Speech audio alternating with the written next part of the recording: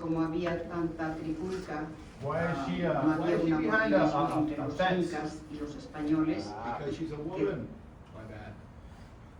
Why is she behind the fence, Gabriel?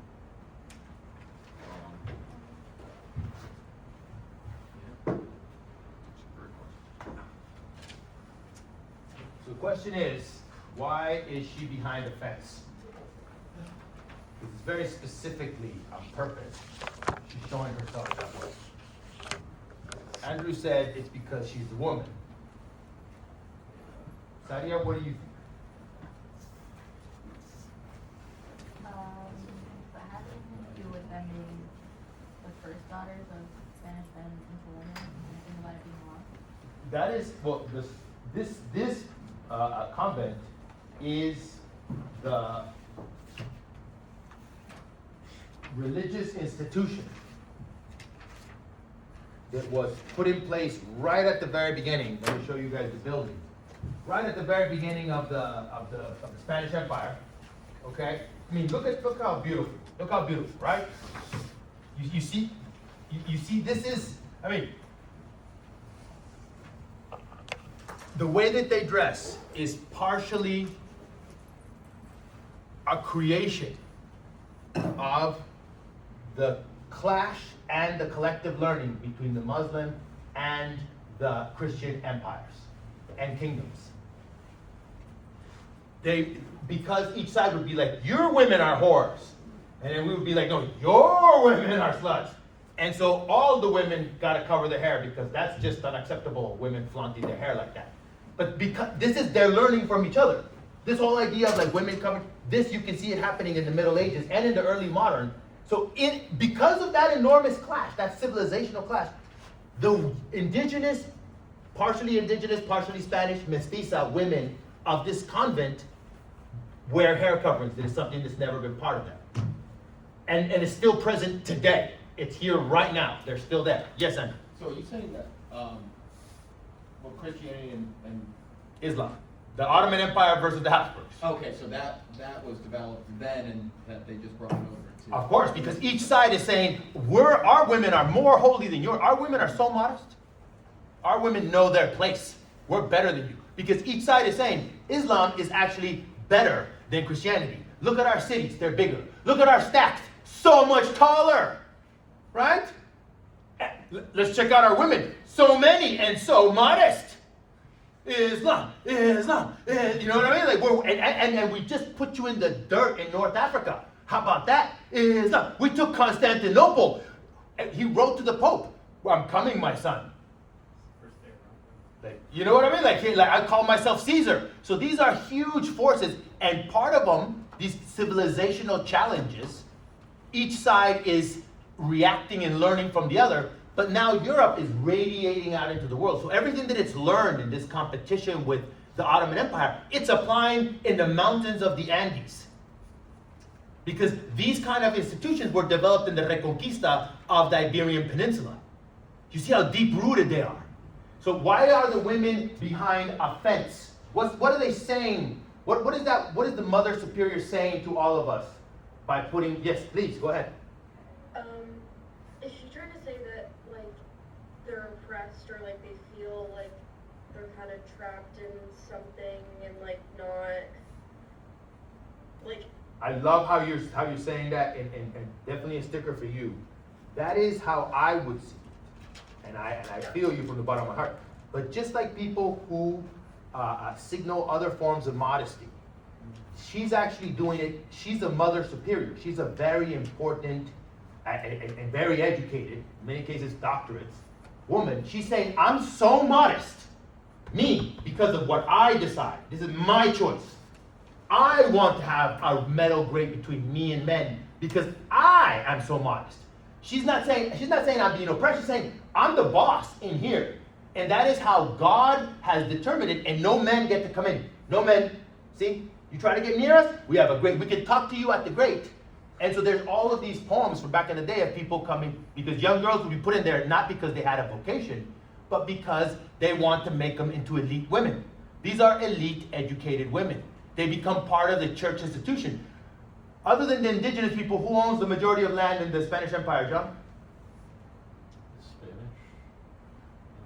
I mean, you'd think so, it being called that, but no.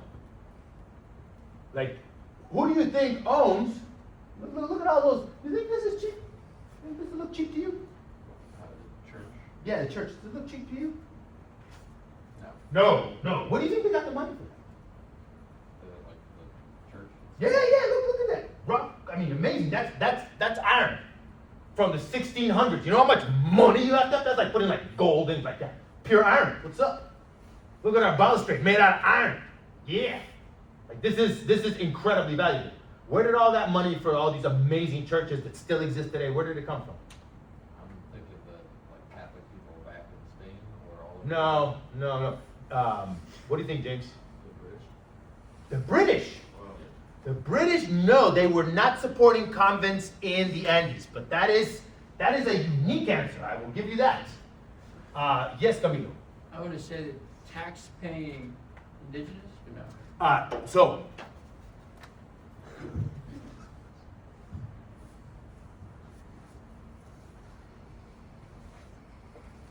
land. The church owned land. The church owned, sorry, let me show you guys my giant answer to that question. It's land. The church owns a huge amount of land. Only the indigenous villages own more because this is an agricultural world. This is why, these are agrarian civilizations, guys. They depend on the farmer, the peasant farmer, the indigenous peasant farmer. Everything depends on him. The whole Spanish Empire rests on the indigenous peasant farmer. What does the indigenous peasant farmer get, William, in the social contract with the Spanish Empire? Land rights. Land rights. He gets protection for his land. Because without land, there's no life. You can't just go get a job, guys. The cities are tiny. I studied Cartagena de Indias, which is one of the major Atlantic ports. It had 25,000 people in it. It was still tiny. Everything is tiny. Everybody lives it's a 90% rural society. And so everything is based on land. All these amazing churches are built with the money that comes from the land that the church owns, and then it leases it to poor farmers. If you don't have land of your own because you weren't part of a good tribe or a good kingdom or a good whatever when the Spanish came, so you didn't get a deal where you have good land, or you're a very successful indigenous village, and your land you are using all of your land, but you're so successful, so well organized, you want more land. The only place you can go find it is with the church who owns, and you can pay them a small rent because they are a very moral landlord. Everybody loves them, and they'll give you a 25-year contract, easy terms, right? So in a society with low population growth, that's a good, stable system. What's going to cause all of this to explode, which is what we're supposed to be talking about? The growing population. Very, very, very good, people. And I think that's what we have to keep in mind, that a lot of what is pushing everything into overdrive is the growing population. So this is a system that is extremely stable. It's a top-notch system. Look at it, it's a global system. It's just like our system. Right? And it is a system that has defended itself for 300 years. This is not a new system. It's lasted longer than this system. How long has this system been in place? How long has this system been in place? How long has this system been in place? This is the system that we live in. This is why you happen to be, look at this concentration of top 50 cities in the world right here. This is why does this mean that you're elite? Destiny? Why does this mean that you who live in this node of top world cities, why does this mean that you are elite no matter what position you are in a university? You're elite. Globally elite. What does this say? Of world's income, How much? 73%, And how much of the world's population lives in there? 14%. So you're part of 14% of the world, right? They control 73% of the world's wealth. Yeah. And on top of that, not only are you part of that, but you're not one of the poor ones. You live in the richest part of the world, right here. You see how there's a bunch of world cities here, and a bunch over here, and then there's a bunch over here. And that's it. Got Hawaii over here. Them's the breaks. There's one that's not in Singapore. That's it. And on top of that, not only are you that, so you're part of the richest part of the world, you're in the richest part of the richest part, and you're at the university, which receives enormous state subsidies, because a lot of the wealth that comes from all of this incredible money is focused on public universities, which is why they're always fighting to defund them. Like, that's why this is the story. But this world did not exist 200 years ago. The world from 200 years ago was a world in which the Americas, see, this part of what is the wealthiest part of the Americas in this world? The world from 200 years ago.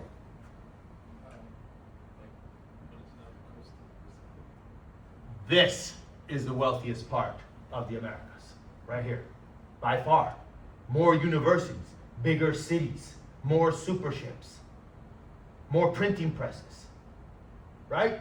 Because think about it, it incorporates the great minds of Zacatecas, the great minds of Potosí, the Caribbean. Look, see, it operates, but there's a cancer. There's something that's coming. What is coming?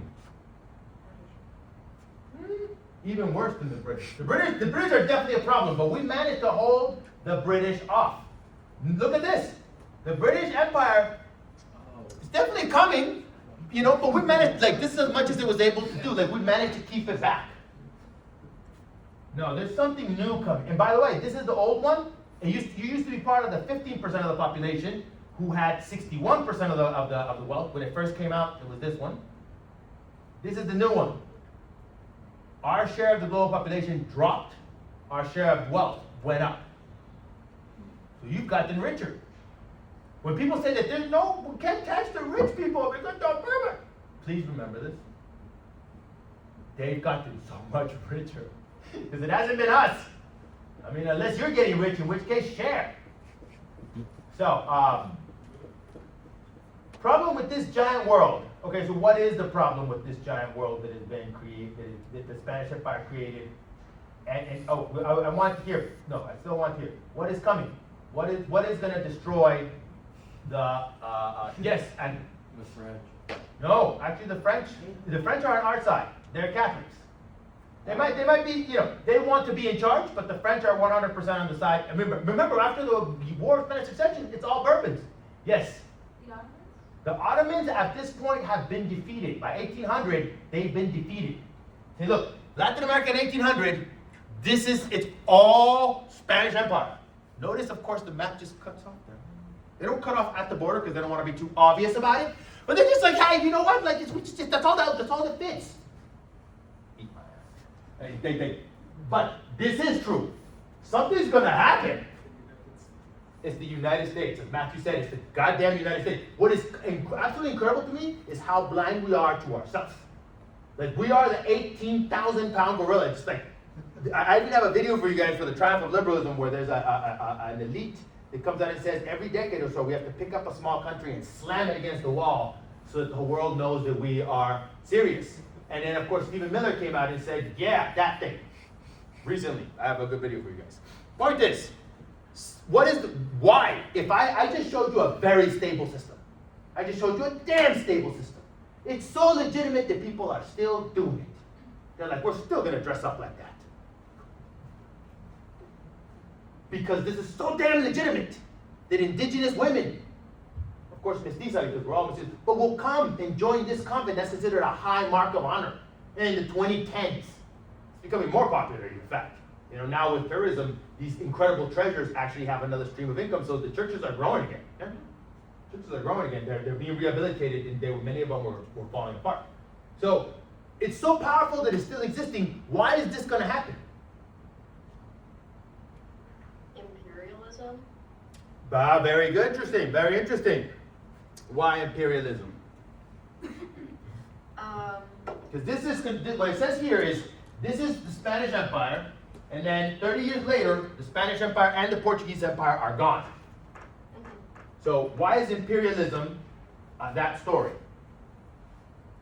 Is it because weapons, the kind of weaponry we had was more advanced, like gunfire, and so that was able to wipe out more people? I like how your mind goes. I like it. So I will say two things. Weaponry has given gave the Europeans an enormous advantage over the indigenous people when they first arrived. 300 years later, this is 1800, so 300 years later, the advantage wasn't in the Spanish had one kind of weaponry and the English or other people had other kinds of weapons. The advantage is that the English, the outside powers, the ones who were going to finance a lot of these rebellions, the English, the British Empire, they could make weapons faster and cheaper than ever before. So whenever people rebelled, so here's another question. So you're right about imperialism, it's British imperialism, and you're right about the weapons, it's the fact, but why is the British Empire coming all the way over here to give rebels guns? John? Because they're rapidly losing their land and their empire. What do you mean? The British? Yeah. The British, when? When are the British rapidly losing their land and their empire? From 1750 to 1850. This is okay, but this is not this time. The British this is what's happening right now. The British lost the 13 provinces, which became the United States. That was in the 1780s. That's 20 years before this. I mean, think how far away we are right now from stuff that happened 20 years ago. That's like 9/11 time. You're not going to start a war today because 9/11. So I don't think they lost the 13 colonies. That sucks. But it's not going to make them all of a sudden be like, we need to go destroy the Spanish Empire. What's happening in this time that is going to change everything? And by the way, the reason why I came up with this was precisely to try to understand what happened to the Spanish Empire. And I will give you my answer at the beginning. It's all about legitimacy. These systems did not collapse. These systems actually still worked in the Spanish Empire. And these systems tried to put legitimacy back together. As the Spanish Empire was under enormous strain, it tried to maintain itself because it was so legitimate. Because the people of the Spanish Empire loved the Spanish Empire, in fact. The majority of them. The last army fighting for the King of Spain was in 1825, and it was an army of indigenous people. Why? Rio. The last army. Why did indigenous people fight for the King of Spain longer than anyone else? Because he gave them, legitimacy, and also. But how? Why? Why does? He gave them, the King of Spain, or Spain in general, gave them weapons, and gave them land. Land. Is they didn't give the Spanish Empire is having a very hard time moving stuff around. They did give them weapons, but the main thing the main reason why the indigenous people fought for the Spanish Empire was land. Now, also identity, also all kinds of things. But the main thing, and we know, and I know this, not because of my opinion, but because then the indigenous people were going to spend 100 years fighting to the death to preserve their land against the triumph of liberalism. The reason why I have that question about the triumph of liberalism is because the indigenous people are going to fight it. Why is liberalism against indigenous people having land, John? Because the land was given to them by imperial rule. Okay, but why do the liberals care? Why would you as a liberal want to take away the indigenous, not take away, but why would you want to change how the indigenous people own land? I, as a liberal, would want a right to individual property Individual property. How do the indigenous people hold their land? communally. Communal, there you go. Can you have a land market if 90% of the land belongs to the indigenous people or to the church, and in both cases can never be sold? You can't have a land market. You can't have investment. You can't have railroads. You can't have canals. Because the indigenous people are just like, no thank you, we don't want anything, just our land, thank you very much, that's good, that's all we did, yep, that's it, thank you very much, out you go. And I know because in the Mexican Revolution, 100 years later, the indigenous people of Morelos rebelled, and the first thing they did is like, get out of here, give us back our land, no, we don't want anything, thank you very much. It became one of the poorest places in Mexico because they're just like, no railroads, no investment, no, we're good, thank you, we're good. Very, very happy, very stable. Until the new neoliberalism of the 1980s when Mexico went bankrupt again, and then their land got reprivatized. Not completely, some of them are still there. But the indigenous people wanted to preserve their land, and they wanted to preserve their community. Why is their land and their community absolutely intertwined, Melanie? Look at this humongous system. Okay, this is all operating under the same, and of course, this goes all the way to the Philippines, and it goes back to Spain and parts. Why is there why is the very way that you hold your land tied to the Spanish Empire?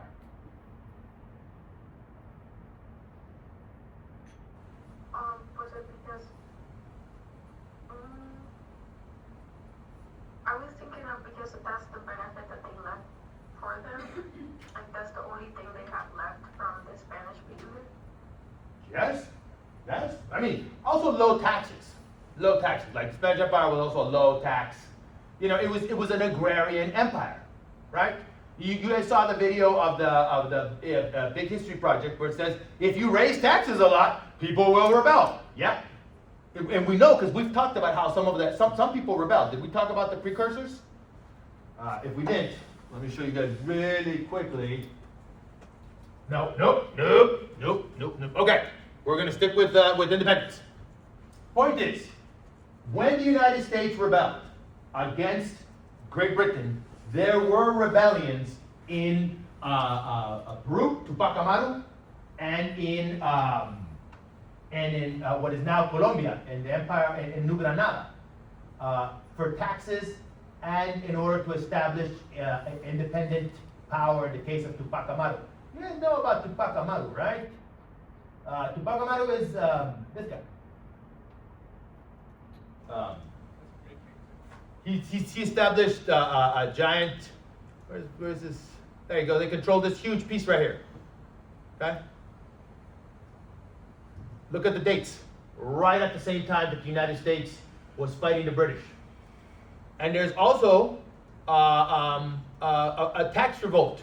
17. Oh wow! At the same exact time. So notice, at the same time that the British Empire, to go with what I think John said, that the same time that the British Empire was making its move, that the 13 provinces were making a move, the people of the Spanish Empire made their move, and in both cases they were defeated. The system was legitimate and strong enough to put down internal rebellions. So how do you make a system that is strong enough to put down internal rebellions by the only people who really have more legitimacy than the Spanish Empire? Who's the only people who have more legitimacy than the Spanish Empire, Camilo? The indigenous people? There you go. That's why he changed his name. The minute that he was that he got into power, he went from Jose Gabriel Condorcanqui. That's his name. That's his family. He changed his name to Tupac Amaru II to be because the last of the Inca emperors was Tupac Amaru I. So Tupac Amaru II. Like I'm bringing back the Incas, and he lost, and it was indigenous people who put him down because of course they are the majority there. So no matter what happens here, it's going to be indigenous people doing it. So that means the majority of indigenous people chose to stick with the Spanish Empire. And remember, the Spanish Empire was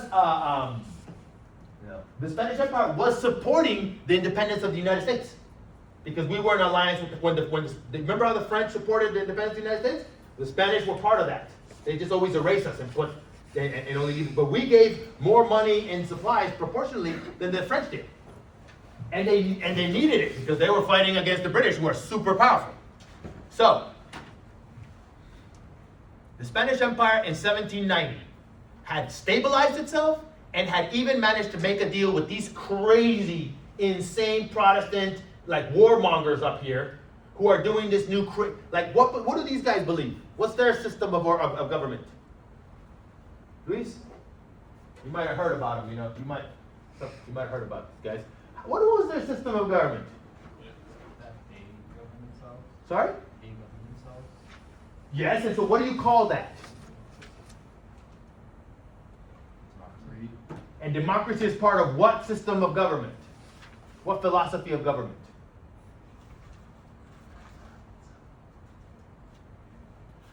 Yes, sir? Liberalism! Liberalism! It's liberalism! Why is democracy and liberalism connected, Luis? Why is a political philosophy that says we should be free, why does it want us to elect our leaders by vote? How are those two things connected? Yes, exactly. If you're a free person, shouldn't you have a voice in who is in charge? right? Because if you're a free individual, liberalism. Democracy and liberalism are, what about capitalism? Why, Gabriel, why is capitalism part of what these crazy guys believe in? No. Because they believe in liberalism, and liberalism says that free people, aka white men, should vote for who is in charge. Because we ain't no slaves. You're not in charge because your daddy gave birth to you. Fuck no. We're in charge. We will vote for you to be in charge. Convince us. Have a campaign. Like sing and dance. So why is that part? So that's connected to this. But why is capitalism or free market, why is that the way that we organize our economy? Why does that have to do with liberalism? Why is private property, private property? Because in order to have that private property, you need to have money. Yep, I agree. If you don't have any property, you probably don't have any money. Matthew? Say that. I think it was John that said like the invisible hand of the market. Invisible Hand is,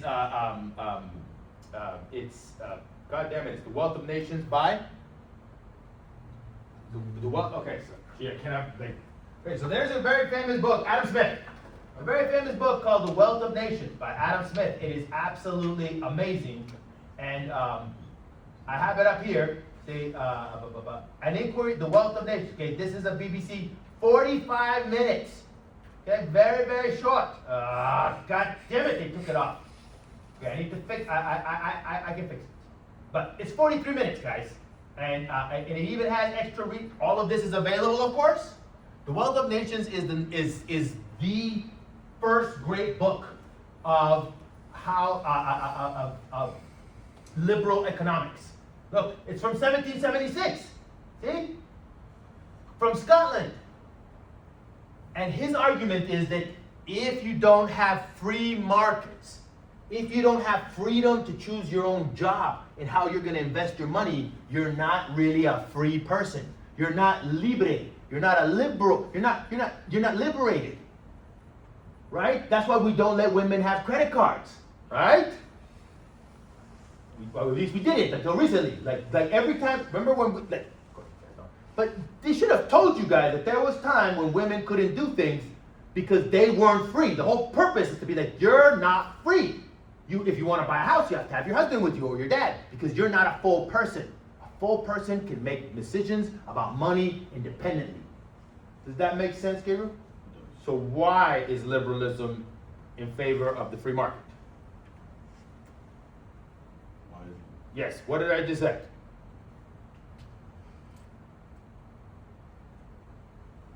Why do you need the free market in order to be a free man?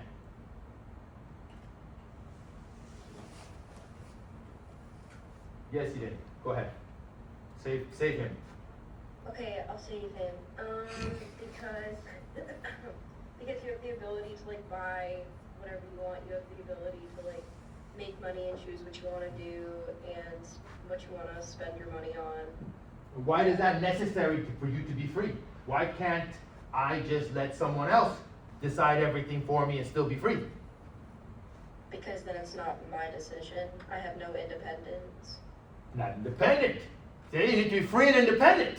And you can only be free and independent if you can choose your own path. That's why you need free market.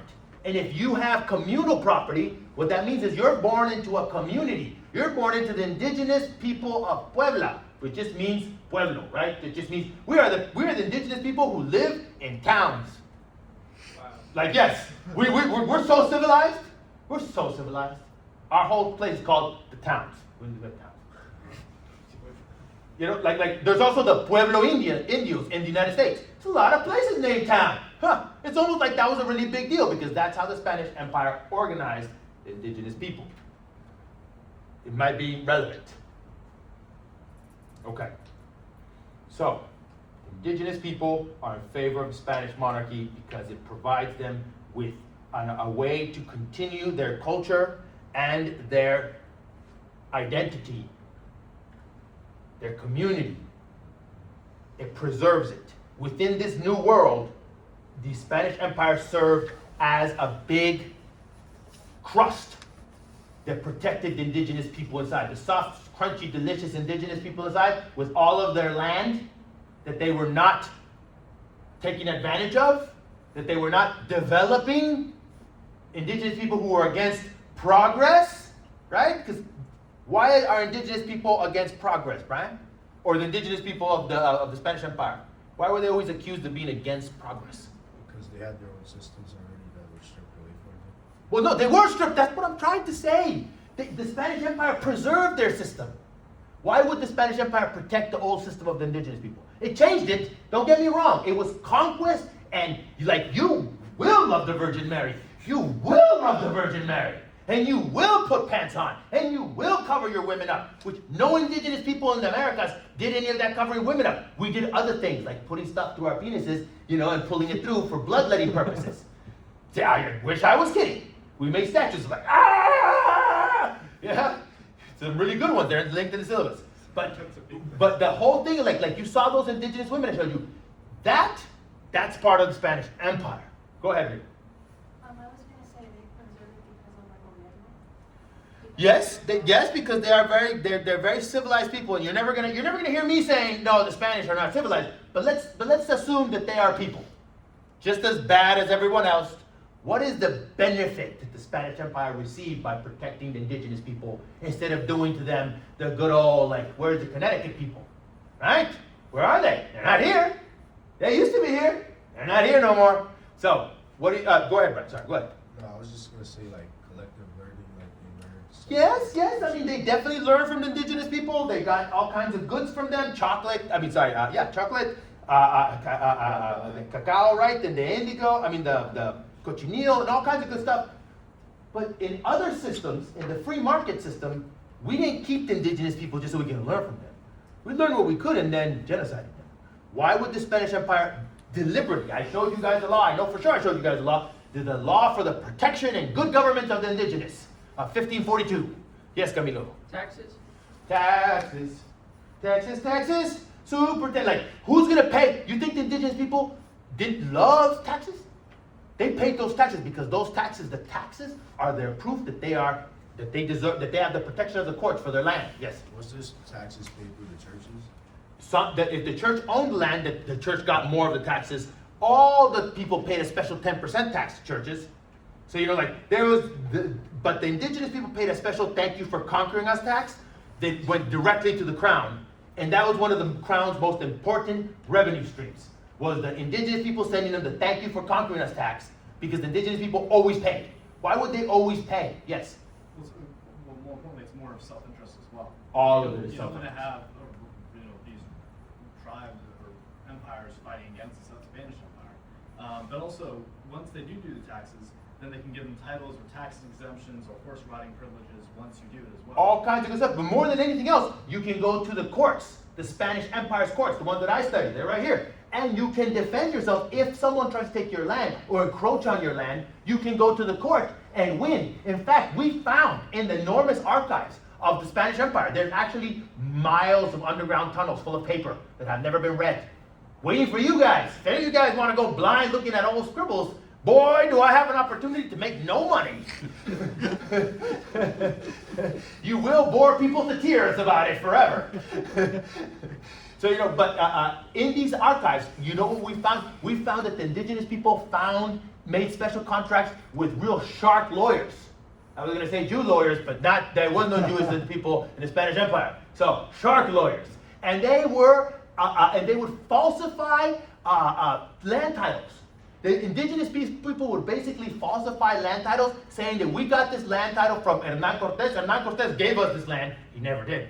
And then they would go and take the land away from their neighbors, where there was poor Spaniards who would come over trying to do like the people in North America were doing, where they were going to come over and be farmers. And the indigenous people had always been using the land, and now somebody comes and tries to settle. They use the courts to take the poor Spaniard land and force them into the cities, away from the land, to keep control of the countryside. That's not being a victim, right? See, it's the same thing as I found, that story is in the book. There is enslaved people where two of the leaders are, according to what they say, they each say that they're married to this really, really, amazing woman who both are fighting about. And all of them live on one plantation. And so there's these two groups and they're fighting with each other. And eventually the smartest group calls the Inquisition on the dumber group's leader because he had been talking smack about how he used to go to really cool churches in Portugal and that the churches in Nueva Granada were crap, and they got him thrown into the Inquisition. So he got his enemy taken out by the Inquisition. Now that is how you take care of a rival. You know what I mean? Like, these are not victims. These are people who know how to use the system and are using it. The system of the Spanish Empire is in use by all the people at the very bottom because the Spanish Empire, for its own self-interest, protects the people at the bottom so that the planters, who are eventually going to be the people who tear everything down, don't get too much power. You don't want Washington to have a ton of enslaved people in the Spanish Empire. Yes, William? And it wasn't just the Spanish Empire that was expanding, it was also the Aztecs were also expanding. So In the 1400s, but I'm talking about, now we're in the 1800s. Now we're in the 1400s, yes, they were expanding and they crashed into each other, absolutely. So you see these things, like the Spanish Empire was able to take over and dominate this for 300 years, and then all of a sudden, right in this time, everything explodes. Everything explodes. And that doesn't make any damn sense unless you understand what's happening in Europe. Okay? So, and what's happening in Europe? Well, so there's this really good king. Where's my guy? Here's my guy. This guy. Best king, either the best or the third best. It really depends. He's either 1 or 3. This is Charles III. Notice when he's alive. The Spanish Empire. Why does this mean that the Spanish Empire is not in decline when it collapses? Brandon? Say the question again? My statement is this is either the number 1 or number 3 best king of the Spanish Empire. He's in charge from 1750 until 1788. He's a Bourbon. He's the guy who reformed. He increases tax receipts by 600%. Okay, imagine if in 25 years somebody in the government, and he lowered taxes. So he lowered taxes but collected them more efficiently. So he cut taxes by about 70%, but that was much higher taxes hadn't been paid by anyone. Very, very few people were paying them. So by lowering them a whole ton, he actually started collecting them much more efficiently. And he started, for example, he established a policy that if you, as an enslaved person, denounce your owner who is evading taxes, you get your freedom plus 25% of everything that they collect. And since enslaved people do all the work in port areas because everyone else has died, you just did it. Like, you see what I mean? He's using the system. So why does this mean that the Spanish Empire is not in decline when it collapses? Look at the dates.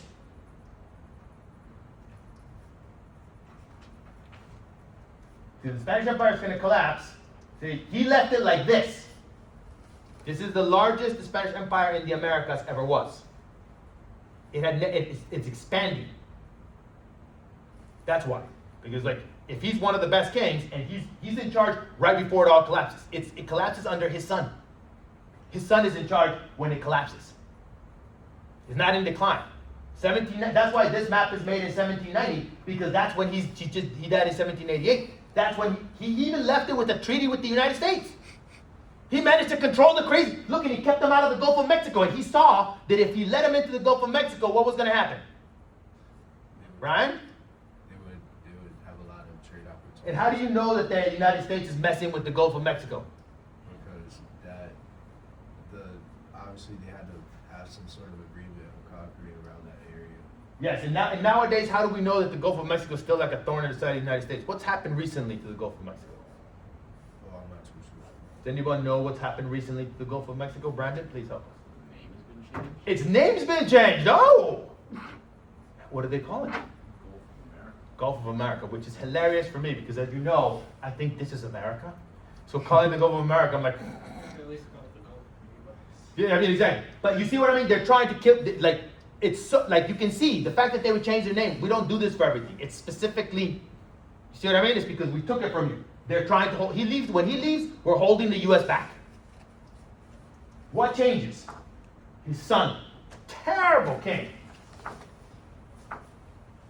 But even though he was a terrible king, his main problem is not that he was a terrible king, it's that his wife women, gotta keep them behind the cage. His wife had a lover. This guy, look at this handsome devil. Look at him. Had himself called the Prince of Peace, if you can imagine that. Literally by law. Just bang my head. So his wife took this guy as a lover when he was a young guy. And because he was his wife's lover, the king was like, okay, I guess that's cool. So I'm going to go hunt, and you handle everything, wife's lover. And so he left the wife's lover and the wife in charge, and the wife then and the lover were trying to, look at him, man spreading all over everything. This guy. I mean, this is a Vega. This is one of the greatest painters in the world. He captured what an ass this guy is and how tight his pants are. Look how tight his pants are. He's like, squeeze into this. This guy is on Ozempic, okay? Nowadays, he'd be number one in front of us, like kicking people with diabetes out of the way. So what this genius does is that he's in charge at the same time as this guy. This guy is a problem. This guy is going to be a very big problem. Let's see. Where's my... There. Batman. Batman. Okay? Batman. So, Napoleon is an extremely big problem for all of Europe. And what first starts happening, and by the way, guys, just so you can understand how ridiculous it is, this guy is trying to steal part of the inheritance of the son of the previous king, the grandson of the best king. And in order to do that, they didn't educate him so that he wouldn't know and wouldn't be able to defend himself against his mom's lover trying to steal his inheritance. What?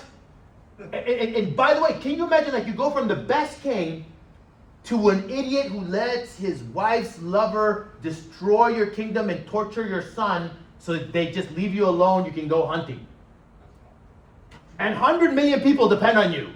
Why is that evidence that monarchy is a bad system, John? Why is the fact that we go from the best king to this guy, why is that evidence that monarchy is a bad system? As much as I love the Habsburgs, it's a bad system. There's no system in place to prevent it, or How does this guy get legitimacy? he's just given it by the fact that he's royal by blood. By blood, yes, Rio. I was gonna just say that basically blood is the only thing that gives them legitimacy. It's the only thing. Like the only thing that matters is that, like, it doesn't matter how capable he is. That is not even a factor. Yes, sir. Yeah, I was gonna say, because of that, there's no one to, hold anyone accountable, so I think it's just. Well, it's God. God is accountable. Like, if God didn't want him to be king, he wouldn't let him be born and survive. Right? God. That's why it's called divine right of kings. By the way, notice that would be an example of government institution, ways of collect sources of legitimacy. And hint. Yes, sir. Could you also tie that to religious institutions? Absolutely. The religious institutions all say he is king by grace of God.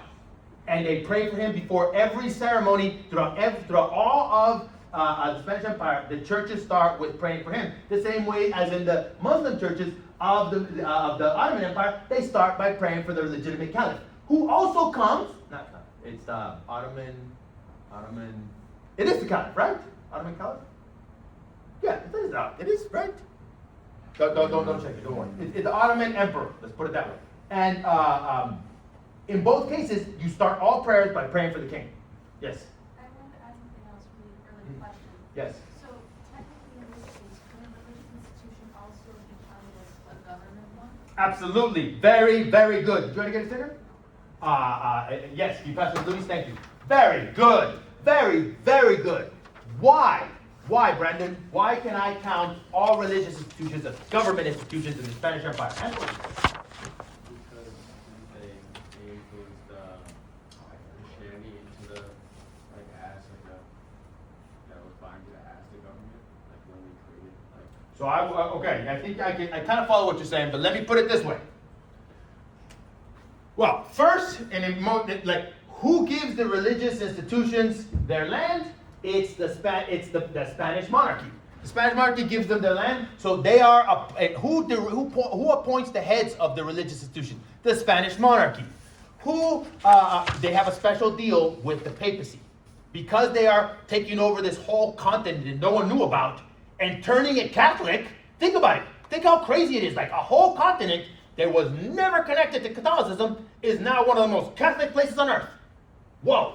So the the Pope said, you, Catholic King, will be in charge of appointing religious leadership within certain parameters in collaboration with the papacy. So it's a partnership. Because they're also fighting the Ottomans, if you think about it. Like literally the papacy and the Habsburgs are like this, and then the papacy and the Bourbons are like this. Because those are the greatest Catholic power. You have to make a deal. The same way that the United Nations and the United States, they might not like each other. Also, United Nations, United States being religion and hint. Like we might not like the United Nations. We might talk shit about the United Nations. But who funds the majority of the United Nations? Sadia? No, the United Nations. Who funds the United? Who sends the majority of money to run the United Nations? All the countries in the world. Yes, all the countries of the world send the totality of the money, but of all the countries, which one sends the most? The United States. As much as it hurts to admit it. We used to spend a lot of money, a lot more. We have cut some of the smartest and most life-saving programs ever, and are leaving children to die all over the world out of sheer cruelty because it's not even very cheap. But even so, we still fund most of it, unfortunately. Unfortunately for the killing, not for the funding. So, the alliance between the church and the king meant that even though these are separate institutions, they work together, maintaining each other's legitimacy and protecting each other's interests. And the indigenous people as an institution, the pueblos, right? The fact that there's so many names to call Pueblo. There's even a city called Pueblo. You know what I mean? Like that very powerful array of forces maintained the legitimacy of the Spanish Empire. And bad leadership didn't really matter.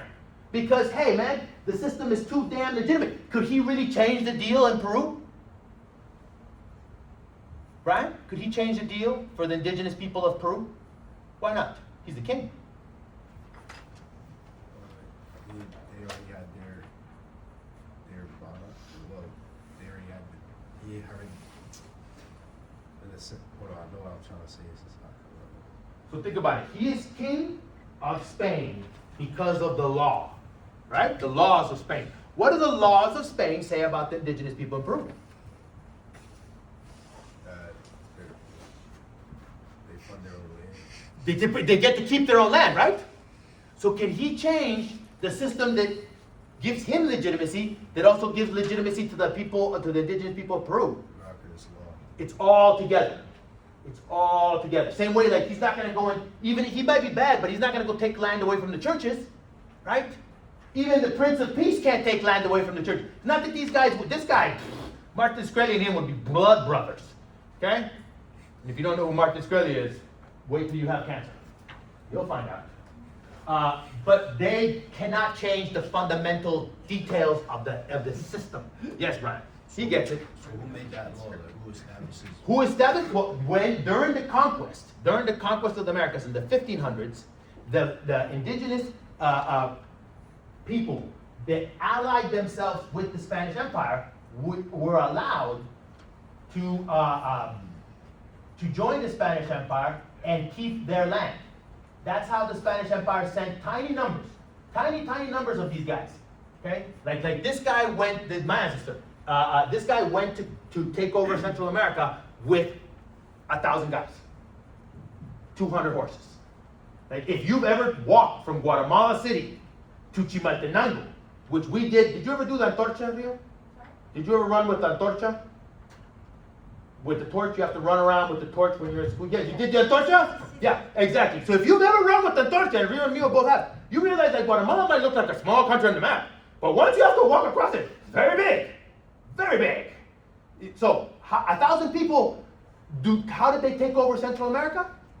Because they made alliances with the indigenous. And what did they give the indigenous in exchange for joining the Spanish Empire? What? Land. Protected by law. For your community. Forever. In the law. That's how they did it. See what I mean? And look, I'll show you how you can see. Look, here they are. And they go. Look, they painted it at the time. This is Malintzin, right? She's the women. Yes, Rita, please. Sorry, so just to clarify, land could also be considered a source of legitimacy? Yes, having a lot of land meant that you were very legitimate in everyone's eyes. Absolutely, that is a phenomenal point for you. Respect.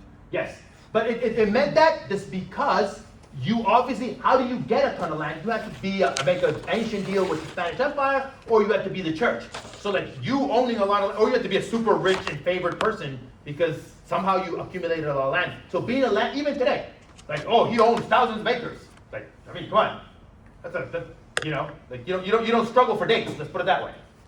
There's even a term for when women are the ones through who millions of acres are going to come through, an heiress. Like it's a special term for like, if you marry her, you get rich. You know what I mean? Like you want to get rich, heiress. There's a special term for that. That's how we know it's so powerful. So look, they're making deals, more deals. Look at that. These deals. We'll help you. We'll give you food and send soldiers, and you will protect our land as part of the Spanish Empire. That deal can't be changed. You know what I mean? Here they are. Look, I can show it to you. How do I know this is an alliance of indigenous people and Spaniards? Destiny? Tell me why this is an alliance of indigenous people and Spaniards conquering. Because the indigenous was fighting among the Spanish. Like right here? So which are the two sides? Point out the two sides. So this little, no. It's one on the Right. bottom. Oh yeah, no, I have, No, I forgot. the one at top. Yeah. The laser. Because my brain is very small, I immediately messed it up the minute that I tried to think about it, I messed it up. Here we go, here's so this one right here is the light, right there. Point to the two sides of the top one and point to the one where the Spanish are. So this right at the top, this one. Yeah, there you go. Is the Spanish? Circle, yeah, circle. There you go. And so who are they fighting? They are fighting. Yeah. So if you look, this is the Spanish on this side, right? Yeah. Where are the ones that they're fighting? Right here, right? And you know because they're facing each other. Yeah. See, these are the ones. How do you know that these guys don't have Spanish fighting with them? Because they all have. And how do you know what the Spanish bring to the table? The horses. What? And? And the armor. There you go. See what I mean? Like this is a Spanish. This is an indigenous army. The indigenous people are not stupid. They know how to count. Look at those feathers. Okay, if you think that that's easy, I double dog dare you to make yourself one. This is 3 indigenous people, 1 Spaniard on a horse. The actual proportion was something like 1 to 100. Indigenous to Spanish, 100 indigenous for every 1 Spanish. Yes. So, out of this, the reason why these guys are fighting on these guys' side, land. Because religion you're going to have to change. Right? What are they going to have to change it to, Sadia?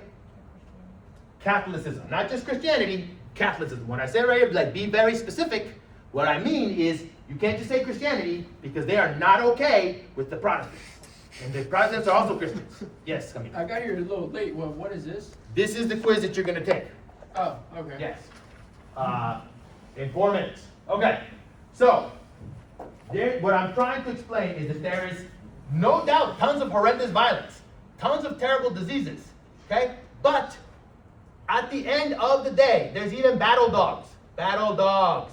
Notice again, 1 Spanish lancer and a battle dog in tons of indigenous people. They're still telling the story. The deal is so important, it's still reenacted.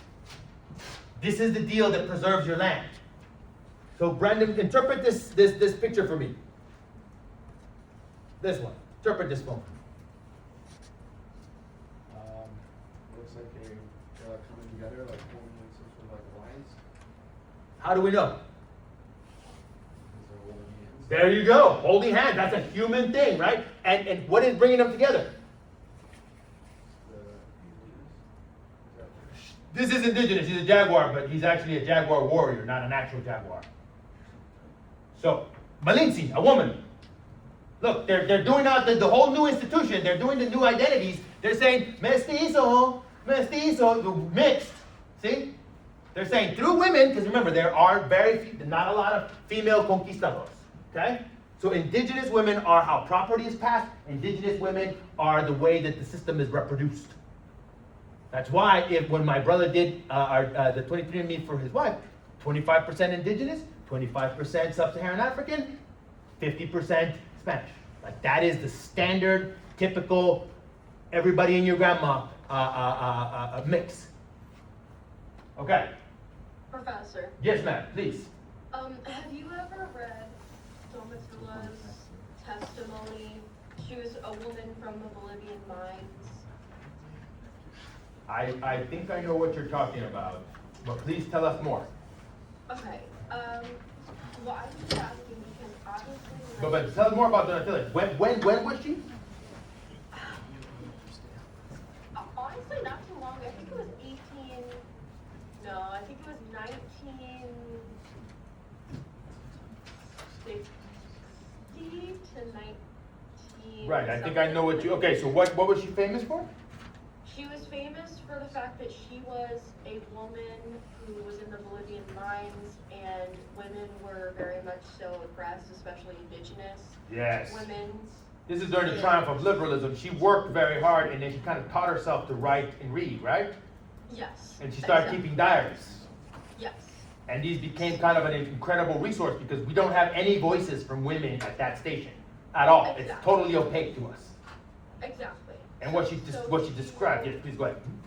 Yeah, so somebody used her words and like their words to write her testimony to keep like her story alive. Mm-hmm.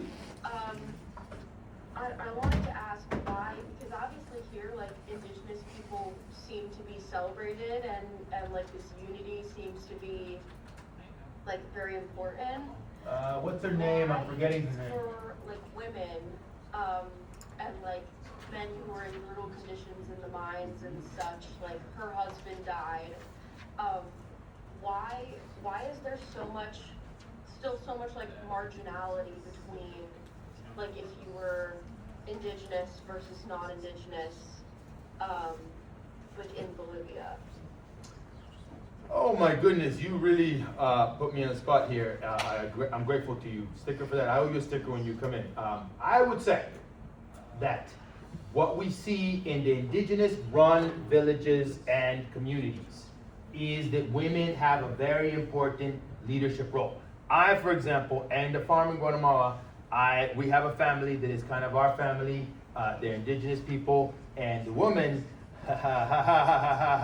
she kicks my ass on a regular basis.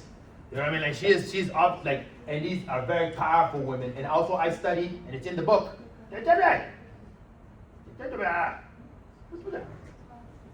So the women that I study, the enslaved women, they run the markets. So women, indigenous women and enslaved women have enormous power within their communities. What you're talking about, the experience, and I want to verify this, can you please, when next Tuesday, just remind me, help me look it up, or bring me the information so we can look her up, so we can show everybody. By the way, guys, this is the quiz. Can you guys read the quiz? It starts right now. I can't. You can't? Okay, so let me hold it right here so you guys can see it. How about now? List and explain 5 specific laws, religious institutions, government institution, identities, popular resource at its height for.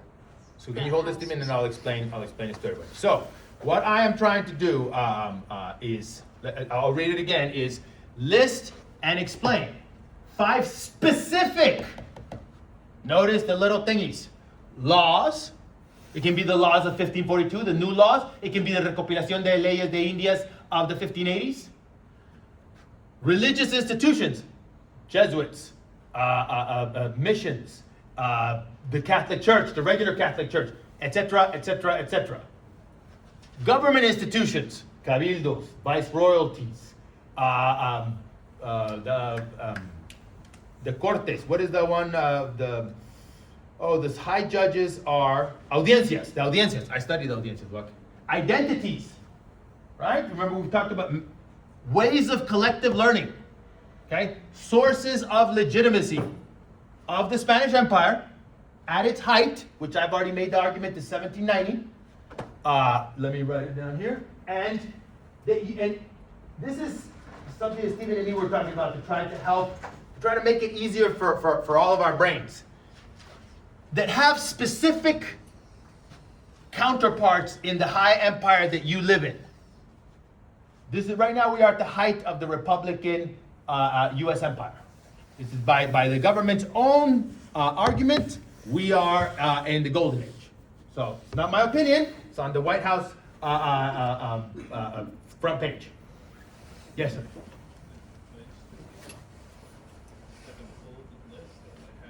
Let me give you guys an example. I would say that a source of legitimacy in the Spanish, that the main source of legitimacy in the government of the Spanish Empire is inheritance. That for the very top, it's inheritance. There is an aristocracy of people with titles, and those titles are important. So inheritance matters, and who's going to be in charge and who's going to get authority. I would say that in the United States, the high empire that we live in right now, that meritocracy is more of the ideal. It's not perfect at all, but if you look at who founds our greatest companies, who is leading us, you know, you can go find, what's the name, our Mexican Groiper?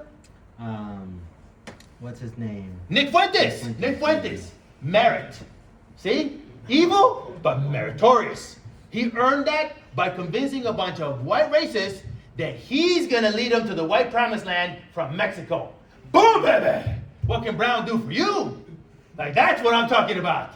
You wanna see a migrant hustling? He took the lead of a Ku Klux Klan march and got himself elected leader on the march. On the march. Now, if that's not dancing, I don't know what is. Okay? Like Black Nazi. Like, goddamn Del Oro Cruz. You know what I mean? Like, his name is Nicolas Fuentes from Mexico. And he's the head of the Groypers? Really? Okay. But, you know, like, I'm totally against everything he stands for, but game recognized game. Like, I mean, think about what a great teacher he is. He stands up in front of these people and makes an emotional connection, starts teaching. And his name is Fuentes. And they're anti-immigrant. Okay. So, sources of legitimacy. That would be an example. You know, like that's the main source of legitimacy for government positions and positions in business seems to be merit as expressed through elections. You know, like competition versus in the Spanish Empire, it's by inheritance, by divine right, by blood. You know what I mean? That's why in the United States there's a lot of allergy to inherited wealth. That's why Nepo baby is an insult. That's why it immediately takes away your merit, right? That's why the ideal in the United States is that you started from nothing. That's why all politicians now started from nothing. You had to notice. No, they didn't. No, they didn't. No, they didn't. Of course they didn't. But they talk like they did. They'll even learn how to talk like that because the ideal is so powerful. That's an example. Okay, so now please write this. Let me see what you said. Truth to the mountains. For you guys, just write it on a piece of paper, please. Write it on a piece of paper, and then bring it to me next Tuesday. So you want to write it at the top, and at the top of the piece of paper, please write at least an abbreviated example of this question, because I kid you not, you will just start answering stuff that is not what I asked. I've seen you do it. Even when I do tell you what to like, Brandon, where is the prompt? What do you mean? It's there in the front. No, that's in the title, but I actually wanted to put the prompt. Oh, you want like the whole paragraph? Just a little bit of it, just to make it. Sorry. No, it's fine.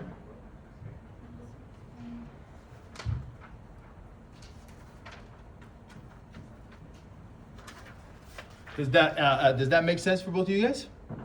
Good. So just do that. Yeah.